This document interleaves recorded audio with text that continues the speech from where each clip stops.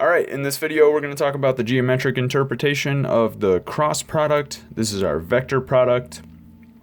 So in this case, we're going to start off just with the definition of the cross product. We have a nice way of remembering how to compute the components of the cross product because the formula is quite complicated. So let's just go through that first. So A cross B. A is a vector, so we'll say it has components A1, A2, A3. B is also a vector. Let's say it has components B1, B2, B3. Okay, and then we want to look at the cross product A cross B. This will form a third vector, and the rule for forming this third vector is going to come from a determinant of a 3x3 matrix. And so we're going to put in the first row of the matrix our standard basis vectors ijk, and in the second row we'll put the components of the vector A. In the third row we'll put the components of the vector B. Okay, and then we'll just compute this determinant by taking first this entry I. We're going to think about deleting this first column and this first row, and we'll produce a 2x2 matrix that has entries A2, A3, B2, B3. We'll take the determinant of that, and that will be the coefficient on the vector I. So for the next one, we'll take minus. Since this is the second entry, we'll always do plus, minus, plus. And here we're going to think about, for J, deleting this second column in the first row, so we'll be left with the 2x2 matrix A1, A3, B1, B3. We want the determinant of that, so A1, A3, B1, B3, and this is for the coefficient of J. And then we'll do exactly the same thing for K. So for K, it's in the third column, first row, so we'll delete the first row, the third column. We're left with A1, A2, B1, B2. We want the determinant of A1, A2, B1, B2, and that'll be the coefficient for the vector K. So now we want to write all these determinants out. And so the way that we do the 2x2 determinant is just by multiplying A2, B3 in this case, and then subtracting A3 times B2. So we have A2, B3 minus A3, B2. And this is our coefficient for the vector I. And then we have, for the second one, it'll be A1, B3 minus A3, B1. This is for the J component, and then for the K component we have A1 B2 minus A2 B1. That's for our K component. And so at this point we can write this vector A cross B out in terms of components. So this will be our first component, minus this stuff will be our second component, and this stuff will be our third component. And this is what's so useful about these unit vectors I, J, K, our standard basis vectors.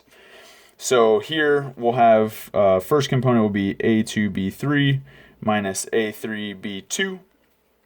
Now I can distribute my minus sign in, so it'll turn that minus to a plus, it'll turn this plus to a minus.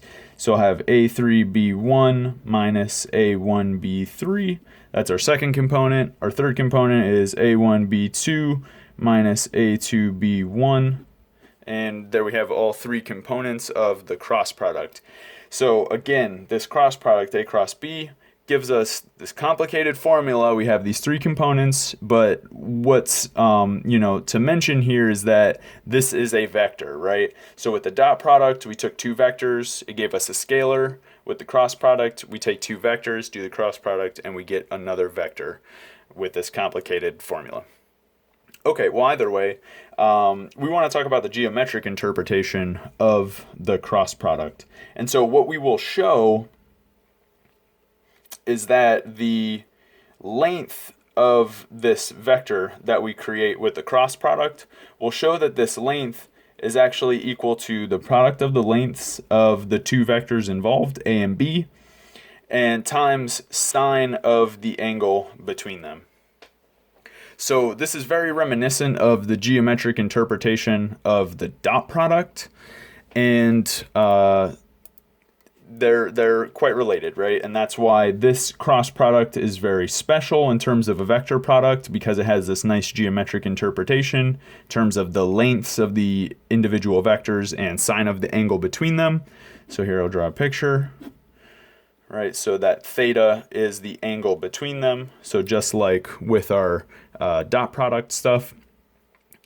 And that's why the dot product was so important as a scalar product, because it combined our two vectors in a very nice way where it was the product of the lengths and cosine of the angle. And so here, obviously, it's different because it's now the cross product, right? So the way that we're going to prove this relation is we'll start off by writing the length of the cross product of A and B squared.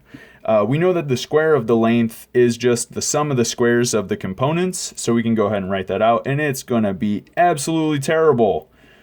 This might be one of the most horrific things we've ever done. But either way, we're going to persevere, and we'll see that it pays off in the end. So I'm just taking each one of the components and squaring them and then adding them all up, right? Because this is how we compute the square of the length of our vector. So I still have a1 b2 minus a2 b1 squared. All right, and now for the horrifying part, I have to expand all three of these terms. Okay, so bear with me. This is going to be a2 squared b3 squared minus 2 times a2 a3 b2 b3. Of course, I have the commutative property for real numbers. I can just multiply whatever order I feel like. And then I have the square of this thing, so plus a3 squared b2 squared. Okay, I'll just write the next one under. So I have plus, so we'll do this one now. So it'll be a3 squared b1 squared minus 2a1 a3 b1 b3 plus a1 squared b3 squared plus, and then I'll do the third one, and I swear this is going to simplify at some point. So this is a1 squared b2 squared minus 2 times a1 a2 b1 b2 plus, now the square of the last one, a2 squared b1 squared. Okay. And now, I know it doesn't look like much the way it is, but one thing we want to notice is that, let's look at this term first. So we have a1 squared times b2 squared. Here's another a1 squared times b3 squared, and you'll notice no other terms contain an a1 squared, and so we had a1 squared times b2 squared, and a1 squared times b3 squared. So in fact, what I want to do is add on a term that looks like a1 squared plus b1 squared, and then I'll also subtract that term so I don't change the value of anything. So here's what I'm going to do. I'm going to add a1 squared b1 squared, because it's the only term that I'm missing in that looks like this, and then I'll also subtract it, and then I'll pair these with different quantities. So I didn't do anything to equality because I added and subtracted. And so if you think about it, with a2 squared, you'll see there's, it's multiplying a b3 squared, it's multiplying a b1 squared, but there's no term a2 squared times b2 squared. So I'll add that term on as well and also subtract it so I don't change anything. 2b2 squared. And then exactly the same situation with a3 b3. So we'll go ahead and just add an a3 squared b3 squared term on to each and also subtract. Okay, so either way, I've added all these terms, I've subtracted all these terms, so I didn't change the equality whatsoever, but now my formula will simplify quite a bit. And so miraculously, adding these terms in, now I can take all of my terms that are squared, couple them together, and what I'm going to produce will be quite amazing. So what's left over when I couple all of these terms together looks like this. So I'll have a1 squared plus a2 squared plus a3 squared all times b1 squared plus b2 squared plus b3 squared. Okay, so that's all of my squared terms that get collected together. And now I also have all of these terms that are being subtracted here. Okay, so what I'm going to do with all of these terms is collect them all together as well into this one term that looks like this: minus quantity A1B1 plus A2B2 plus A3B3 all squared. Okay, and so at this point, you should definitely pause the video and check to make sure that this actually works, because this is quite a wild claim that this will work. But in fact it does, and it's very weird, but it works. So, okay, great. So what we're going to do now is just realize that this term here is nothing more than the length of the vector a squared. This term here is nothing more than the length of the vector b squared, and this stuff inside the square is nothing more than the dot product of a and b. And so now what we're looking at is we have the length of a squared times the length of b squared minus a dot b quantity squared. Okay, so we know the geometric interpretation of the dot product, so I know that I can substitute this dot product with the product of the lengths times cosine theta.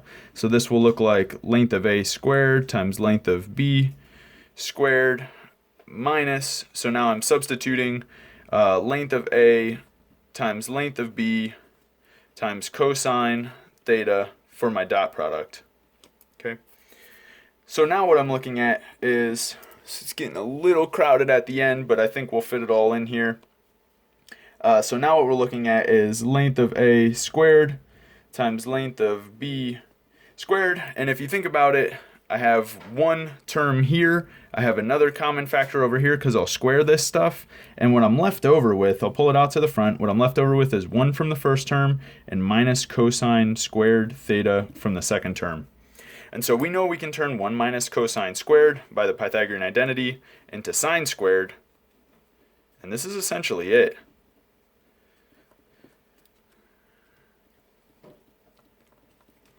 So what we see is that we have the square of the length of the cross product is equal to a length squared, b length squared times sine squared. And so the absolute last thing that we're going to do is just take a square root of both sides. So we have the length of a cross b squared is equal to a squared b squared times sine squared theta. We want to take square roots of both sides, and the only thing that we're going to worry about is when we take the square root of sine squared, is this going to be a positive or a negative quantity?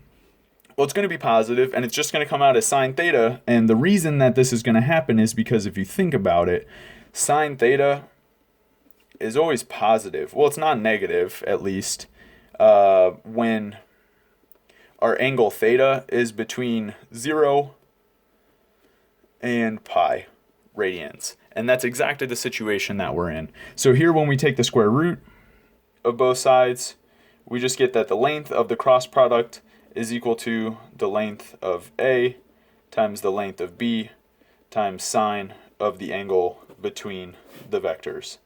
So I'll just draw another picture here so you can see the full thing in one frame. So that's it.